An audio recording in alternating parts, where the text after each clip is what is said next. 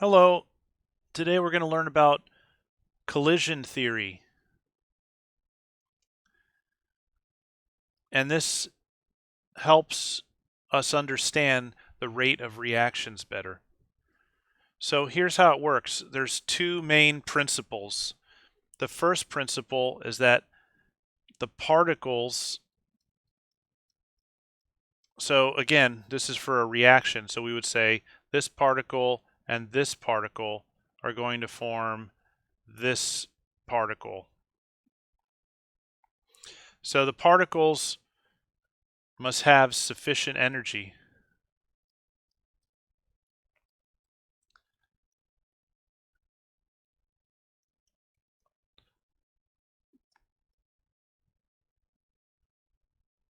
For reaction to take place.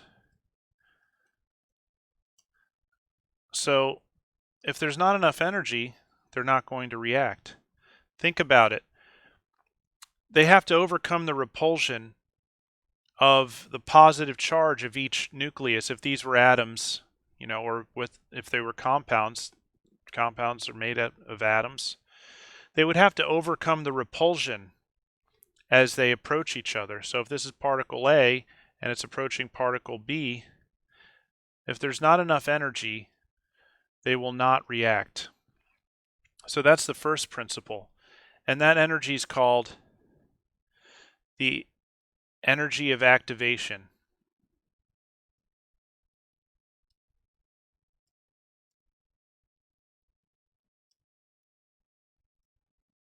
It's a very important term that you want to remember. The minimum amount of energy for a reaction to occur. Okay, so the second principle is that these particles must have correct orientation.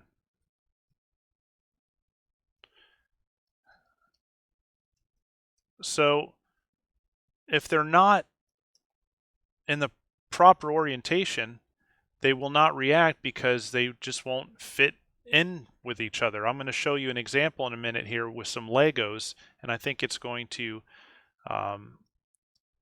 illustrate what I'm talking about. As a matter of fact, why don't we do that now? So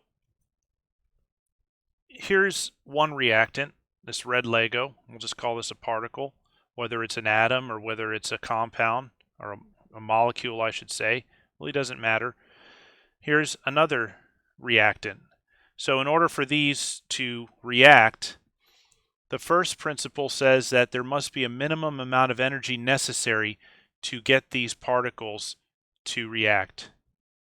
The second principle says that they have to be in the proper orientation to react. So I think it's very easy to see that if you take two Legos and if these represented particles, if they slam into each other like this, they're just going to bounce off of each other. Or if they slam into each other like this, they're just going to bounce off of each other. But they have to have this orientation in order for when they slam into each other, a successful reaction takes place. So I think that helps us visualize how the atoms or the compounds, the molecules, whatever it might be, they must connect in the proper orientation. That's one of the premises of the collision theory. The other one is that there has to be sufficient energy. So if I just brought these together like this and then I let them go, you'll notice that nothing happens. Look, even if I put them literally the perfect orientation, well, there's nothing happening. And I know what you're thinking. Well, I'm not pressing hard enough on each one. Or in other words, I'm not putting in enough energy to get them to connect together. So that illustrates the second principle. So I can push a lot of force right here and try to get them. That isn't working. That's not working. It's only when I put them like this and then have enough energy that reactant, those reactants will turn into product. So hopefully that helps you understand that principle. Now, there's a diagram that helps us understand what's going on in terms of energy when the reaction between two reactants, which we'll call particles, takes place. On the y-axis, we're going to put potential energy. And then this is just the reaction going. So it can be called the reaction coordinate. It just means we're starting the reaction's going. So we'll do an exothermic reaction, which means that the reactants have more potential energy than the products. We'll put the products down here. Let's extend this line outward a little bit more. So the reactants have more potential energy than the products. Now, if this is my red Lego or reactant A, and this is my blue Lego or reactant B, and this is the product that forms, watch what happens as we bring those Legos closer and closer together. They get close enough to where they start to repel each other. The positive charges of each nucleus start to repel each other. What do you think happens with potential energy? It actually goes up. But then it gets close enough to where now the attractive force between the valence electrons start to lower the overall energy, and then energy comes way down as it makes that more stable product. So look at this little hump in this energy profile here. Again, this is called a potential energy profile. So what is the activation energy? If you were to measure the energy of activation, how would you do that? What would you do? Well, maybe you can see from this graph that if you took the tip of this energy and you brought it over to the y-axis, and then the very bottom here, so you see that the energy of activation is going to be from this point in the y-axis to this point in the y-axis. So if we had an axis here that was labeled and graduated with numbers, you could actually determine what that activation energy is. So again, another way to look at it is from this point here to this point here. That's where that activation energy comes in. And again, the energy of activation is there because there's repulsion between particles, and it's also because there's bonds being broken as atoms are reshuffling to form the product. So now let's talk about the factors that affect the rate of reaction. So there's several factors that are going to affect how fast a reaction occurs. So let's go through them one by one. So the first one is concentration.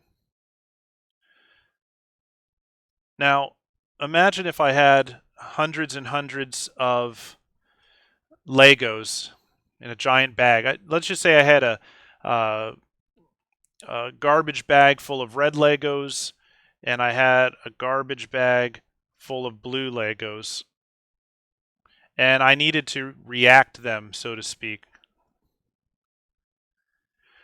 What do you think would be faster? Taking one out of the bag at a time and throwing it towards each other?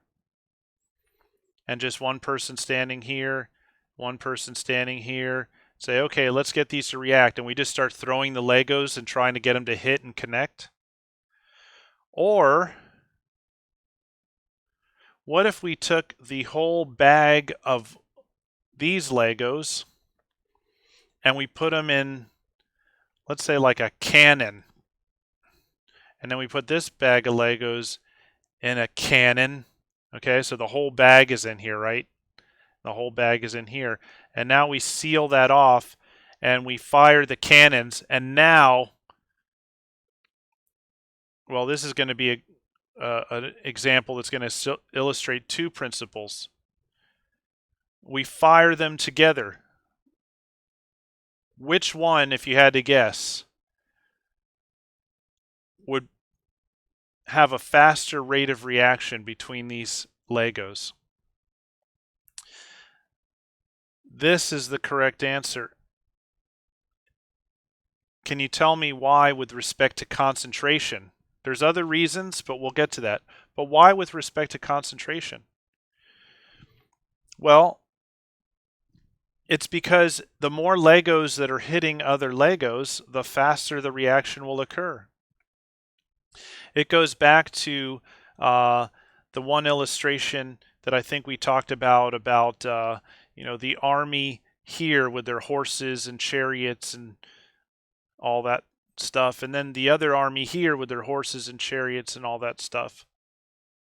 What's going to be a more action-packed scene in a movie? Having thousands of these warriors on each side and colliding here in the middle?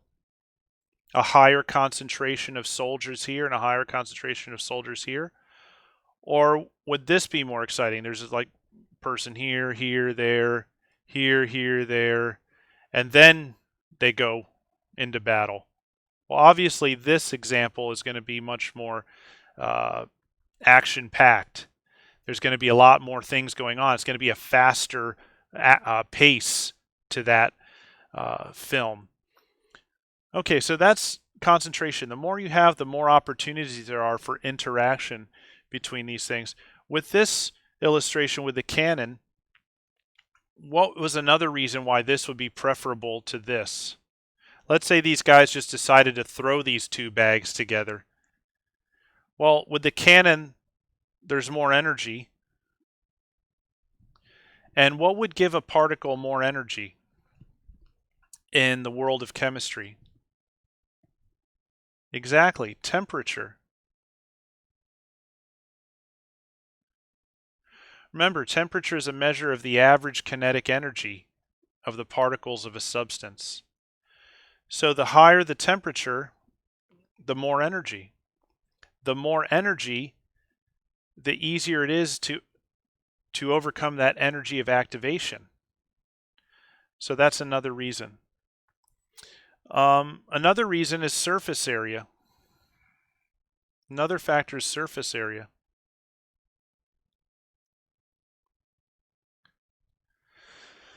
So the wider this cannon, or the more you can set up these things to contact each other's surface, the more opportunity there is for a reaction to take place. So a line of people facing another line of people, and these guys are moving in this direction, these guys are moving in that direction, you're not really going to have a lot of battling going on when it's just one person in line here, one person in line here. But in this situation, when you have greater surface area here and a greater surface area here, then there's a faster rate of reaction, if you will.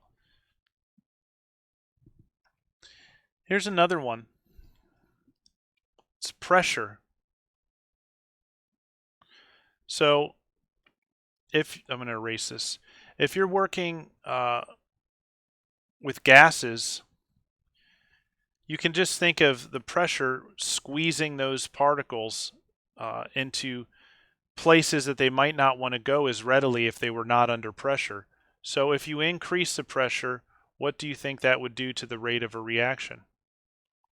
Right, it would increase it. Just as if sometimes you see this in the movies, you'll see there'll be the army on one side and the army on the other side, and maybe the army on this side says, well, we don't want to go. We're going to turn around. We're going to retreat. Let's say this army right here says they're going to retreat. I'm sorry. Let me get my pen tool. This army goes, well, we want to retreat. We don't know. Maybe we'll retreat. Maybe we'll retreat. Well, what happens in some action films? Well, I don't know. They bring out lions or something, ferocious lions with big teeth, and they send them out. And the next thing you know, everybody here is like, well, they're putting pressure on us. I guess we're going to move in this direction. Let's just keep moving forward. So pressure increases rate of reaction. And then the fifth thing that can that's a factor in the rate of reaction is something called a catalyst.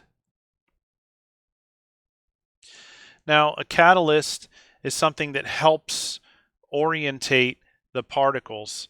It facilitates an easier way for these particles to interact. So a way to look at that would be, if I just erased the example, but I was going to say if each of those people in this example took a Lego out of the bag and they walked up and they took their hands and placed them together and squeezed them together, well, that would greatly increase the rate of reaction because they would be like a catalyst.